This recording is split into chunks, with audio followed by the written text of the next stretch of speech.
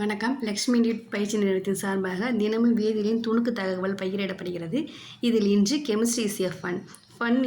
எஃப்ங்க வந்து fluorine, uranium, nitrogen. இது என்ன சொல்கிறோம்னா, நாங்கள் சிம்பிள் ஷார்ட்கட் பீரியாடிக் டேபிளில் வந்து உங்களுக்கு ஞாபகம் வச்சுக்கிறதுக்காக துணுக்கு தகவல் தினமும் பகிரப்படுகிறது.